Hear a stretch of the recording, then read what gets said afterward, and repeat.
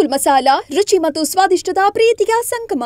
ಮುರುಡೇಶ್ವರ ಬೀಚಿನಲ್ಲಿ ನಡೆದಿರುವ 4 ವಿದ್ಯಾರ್ಥಿಗಳ ಸಾವಿನ ಬಳಿಕ ಉಡುಪಿ ಬೀಚಿಗೆ ಬರುವಂತ ವಿದ್ಯಾರ್ಥಿಗಳ ಸಂಖ್ಯೆ ಜಾಸ್ತಿ ಆಗ್ತಿದೆ ಅಂತಾನೆ ಹೇಳ್ಬೋದು. ನಾವು ಚಿತ್ರಣವನ್ನ ಗಮನಿಸಬಹುದು. ಇದು ಪ್ರವಾಸಿ ತಾಣ, ಕರಾವಳಿ ಬೀಚ್ಗಳ ಪ್ರವಾಸಿ ತಾಣಗಳಲ್ಲಿ ಅತ್ಯಂತ ಫೇಮಸ್ ಬೀಚ್ ಆಗಿರುವಂಥ ಮಲ್ಪೆ ಬೀಚ್ನಲ್ಲಿ ವಿದ್ಯಾರ್ಥಿಗಳ ಅಥವಾ ಪ್ರವಾಸಿಗರ ಸಂಖ್ಯೆ ದಿನದಿಂದ ದಿನಕ್ಕೆ ಹೆಚ್ಚಳ ಆಗ್ತಿದೆ.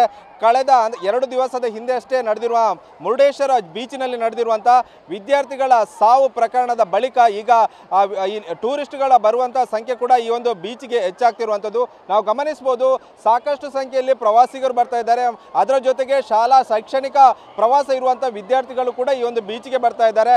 ಆದರೆ ಜಿಲ್ಲಾಡಳಿತ ನಿಯೋಜನೆ ಮಾಡಿರುವಂಥ ಲೈಫ್ ಗಾರ್ಡ್ಗಳ ಸಂಖ್ಯೆ ತುಂಬಾ ಕಡಿಮೆ ಇರುವಂಥದ್ದು. ಆದರೆ ಸ್ಪೋರ್ಟ್ಸ್ ಬೋಟ್ಗಳಿದೆ ಏನಿದೆ ಆ ಒಂದು ಗುತ್ತಿಗೆ ಪಡೆದಿರುವವರ ಲೈಫ್ ಗಾರ್ಡ್ಗಳ ಸಂಖ್ಯೆ ಜಾಸ್ತಿ ಇದೆ. ಜಿಲ್ಲಾಡಳಿತ ನೀಡಿರುವಂಥ ಲೈಫ್ ಗಾರ್ಡ್ಗಳ ಸಂಖ್ಯೆ ಕಡಿಮೆ ಇದೆ ಅಂತ ಇಲ್ಲಿಯ ಸ್ಥಳೀಯರು ಕೂಡ ಆರೋಪ ಮಾಡ್ತಿರುವಂಥದ್ದು. ಯಾಕಂದರೆ ಸಾಕಷ್ಟು ಪ್ರವಾಸಿಗರು ಬರೋದ್ರಿಂದ ಅವರನ್ನು ಕಂಟ್ರೋಲ್ ಮಾಡಲಿಕ್ಕೆ ಸಾಕಷ್ಟು ಕಷ್ಟ ಆಗುತ್ತೆ. ಆ ಒಂದು ಸಂದರ್ಭದಲ್ಲಿ ನುರಿತ ಲೈಫ್ ಗಾರ್ಡ್ಗಳನ್ನು ನಿಯೋಜನೆ ಮಾಡಬೇಕೆಂಬುದು ಕೂಡ ಇಲ್ಲಿಯವರ ಆಗ್ರಹ ಆಗಿರುವಂಥದ್ದು. ಆ ನಿಟ್ಟಿನಲ್ಲಿ ನಾವು ಗಮನಿಸಬಹುದು, ಸಾಕಷ್ಟು ಪ್ರವಾಸಿಗರು ಬರ್ತಾರೆ.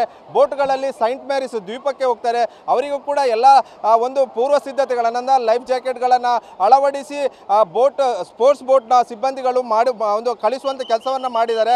ಅದೇ ರೀತಿಯಾಗಿ ಇಲ್ಲಿ ಲೈಫ್ ಗಾರ್ಡ್ಗಳು ಕೇವಲ ಬೆರಳೆಣಿಕೆಯಷ್ಟು ಇದ್ದಾರೆ ಎಂಬುದು ಕೂಡ ಇಲ್ಲಿಯ ಸ್ಥಳೀಯರ ಆರೋಪ ಆಗಿರುವಂಥದ್ದು. ಆ ನಿಟ್ಟಿನಲ್ಲಿ ಜಿಲ್ಲಾಡಳಿತ ಮುಂದೆ ಎಚ್ಚೆತ್ತುಕೊಂಡು ಇಲ್ಲಿ ಲೈಫ್ ಗಾರ್ಡ್ಗಳನ್ನು ನಿಯೋಜನೆ ಮಾಡುವಂಥ ಕೆಲಸವನ್ನು ಕೂಡ ಮಾಡಬೇಕು.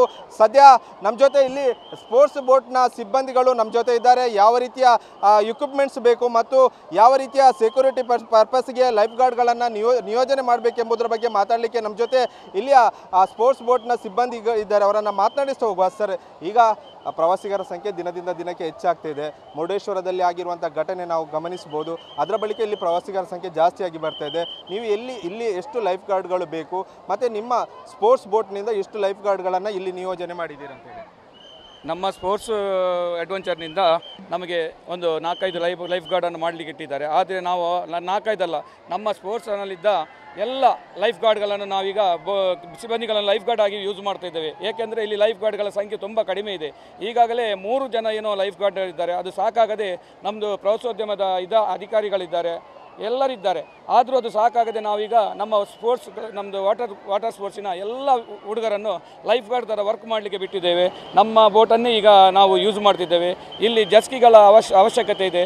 ಸಾವಿರಾರು ಸಂಖ್ಯೆಯಲ್ಲಿ ಶಾಲಾ ಪ್ರವಾಸಿಗರು ಬರ್ತಾ ಇದ್ದಾರೆ. ಅವರನ್ನು ಕಂಟ್ರೋಲ್ ಮಾಡಲಿಕ್ಕೆ ನಮಗೆ ತುಂಬ ಕಷ್ಟ ಆಗ್ತಿದೆ. ದಯವಿಟ್ಟು ಜಿಲ್ಲಾಧಿಕಾರಿಗಳು ಇದಕ್ಕೆ ಗಮನ ಕೊಟ್ಟು ನಮಗೆ ಆದಷ್ಟು ಲೈಫ್ ಗಾರ್ಡ್ ಅದರ ಒಟ್ಟಿಗೆ ಒಂದು ಜಸ್ಕಿ ಇಲ್ಲಾಂದರೆ ಸ್ಪೀಡ್ ಬೋಟ್ ಯಾವುದಾದ್ರೂ ಒಂದು ಕೊಟ್ಟರೆ ಇಲ್ಲಿಯ ಪ್ರವಾಸಿಗರನ್ನು ನಾವು ಒಳ್ಳೆಯ ರೀತಿಯಲ್ಲಿ ಅವರಿಗೆ ಬಂದು ಈ ಪ್ರವಾಸಿ ತಾಣದಲ್ಲಿ ಖುಷಿಪಟ್ಟು ಅವರು ಹೋಗುವಾಗೆ ನಾವು ಅದರ ಬಗ್ಗೆ ಮುತುವರ್ಜಿಯನ್ನು ವಹಿಸಿಕೊಳ್ತೇವೆ. ಇಲ್ಲಿ ಮುರುಡೇಶ್ವರದ ಒಂದು ಅವಘಡದಿಂದ ಸಾಕಷ್ಟು ಜನ ಇಲ್ಲಿ ಹೆಚ್ಚಾಗ್ತಾ ಇದ್ದಾರೆ. ಇನ್ನು ಮುಂದಿನ ದಿನದಲ್ಲಾಗಲಿ ನಮ್ಮ ಜಿಲ್ಲಾಡಳಿತರು ಇದನ್ನು ವೀಕ್ಷಣೆ ಮಾಡಿ ಇಲ್ಲಿಗೆ ಆದಷ್ಟು ಲೈಫ್ ಗಾರ್ಡನ್ನು ಒದಗಿಸಬೇಕು. ಇಲ್ಲದಿದ್ದರೆ ಇಲ್ಲಿ ಕಂಟ್ರೋಲ್ ಮಾಡಲಿಕ್ಕೇ ತುಂಬ ಕಷ್ಟ ಆಗ್ತದೆ. ನಮ್ಮಿಂದಾದ ಸಹಾಯವನ್ನು ತುಂಬ ಮಾಡ್ತಿದ್ದೇವೆ. ಈಗಾಗಲೇ ನೋಡಿ, ನಮ್ಮದೇ ಜಸ್ಕಿಯಲ್ಲಿ ರೌಂಡ್ ಮಾಡ್ತಿದ್ದೇವೆ ಮತ್ತು ಸ್ಪೀಡ್ ಬೋಟಲ್ಲಿ ರೌಂಡ್ ಮಾಡ್ತಿದ್ದೇವೆ. 30 ಜನ ವರ್ಕರ್ ಲೈಫ್ ಗಾರ್ಡ್ ಆಗಿ ಕೆಲಸ ಮಾಡ್ತಿದ್ದಾರೆ. ದಯವಿಟ್ಟು ಆದಷ್ಟು ಲೈಫ್ ಗಾರ್ಡನ್ನು ನಮಗೆ ಒದಗಿಸಬೇಕು. ಒಳ್ಳೆಯ ರೀತಿಯಲ್ಲಿ ಪ್ರವಾಸಿಗರಿಗೆ ಉತ್ತೇಜನವನ್ನು ನೀಡುವಾಗೆ ನಮಗೆ ಸಹಕಾರವನ್ನು ಜಿಲ್ಲಾಡಳಿತ ಕೊಡಬೇಕಾಗಿ ನಾವು ಪ್ರವಾಸೋದ್ಯಮದ ಪರವಾಗಿ ಹಾಗೂ ನಮ್ಮ ಅಡ್ವೆಂಚರ್ ಪರವಾಗಿ ನಾವು ಜಿಲ್ಲಾಡಳಿತದ ಮನವಿ ಮಾಡ್ತಿದ್ದೇವೆ. ಮಲ್ಪೆ ಬೀಚ್ ಅಂದರೆ ತುಂಬಾ ಸೇಫ್ ಬೀಚ್ ಆಗಿರುವಂಥದ್ದು. ಮುರುಡೇಶ್ವರ ಬೀಚಿಗೆ ಹೋಲಿಸಿದರೆ ತುಂಬಾ ಸೇಫ್ ಇರುವಂಥದ್ದು. ಸಾಕಷ್ಟು ಪ್ರವಾಸಿಗರು ಬರ್ತಾರೆ, ಕೇವಲ ವಿದ್ಯಾರ್ಥಿಗಳಲ್ಲ, ಮತ್ತು ಬೇರೆ ಬೇರೆ ಪ್ರವಾಸಿಗರು ಬೇರೆ ಬೇರೆ ಜಿಲ್ಲೆ, ಬೇರೆ ಬೇರೆ ರಾಜ್ಯಗಳಿಂದ ಬರ್ತಾರೆ. ಅವರಿಗೆ ಏನು ಹೇಳಲಿಕ್ಕೆ ನೀವು ಇಷ್ಟಪಡ್ತೀರ ಅಂತ? ನಾವು ಅವರಿಗೆ ಅತಿ ದೂರವಾಗಿ ಈಜಬಾರದು. ಒಳ್ಳೆ ರೀತಿಯಲ್ಲಿ ನಿಮ್ಮ ಬಂದ ಪ್ರವಾಸಿಗರನ್ನು ನೀವು ಜಾಗೃತೆಯಲ್ಲಿ ಇಲ್ಲಿ ವೇವ್ಸ್ ಯಾವ ಥರ ಇರ್ತದಂತ ಅವರಿಗೆ ಎಲ್ಲ ಮನದಟ್ಟು ಮಾಡಿಕೊಂಡು ಅವರಿಗೆ ನೀರಿಗೆ ಇಳಿಸ್ತೇವೆ. ನಾವು ಅವರಿಗೆ ಎಲ್ಲ ಥರದ ಸಜೆಷನ್ ಕೊಡ್ತೇವೆ ಇಲ್ಲಿ ಬಂದ ಕೂಡಲೇ.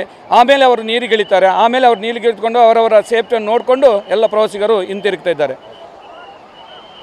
ಇದಿಷ್ಟು ಇಲ್ಲಿಯ ಸ್ಪೋರ್ಟ್ಸ್ ಬೋಟ್ನ ಸಿಬ್ಬಂದಿಗಳ ಮಾತಾಗಿರುವಂಥದ್ದು. ಒಂದು ಕಡೆಯಲ್ಲಿ ಲೈಫ್ ಗಾರ್ಡ್ನ ಸಂಖ್ಯೆ ತುಂಬಾ ಕಡಿಮೆ ಇರುವಂಥದ್ದು, ಮತ್ತೊಂದು ಮುರುಡೇಶ್ವರದಲ್ಲಿ ನಡೆದಿರುವ ಅವಘಡದ ಬಳಿಕ ಪ್ರವಾಸಿಗರ ಸಂಖ್ಯೆ, ಇಲ್ಲಿಗೆ ಬರುವಂಥ ಪ್ರವಾಸಿಗರ ಸಂಖ್ಯೆ ತುಂಬಾ ಹೆಚ್ಚಳಾಗಿದೆ.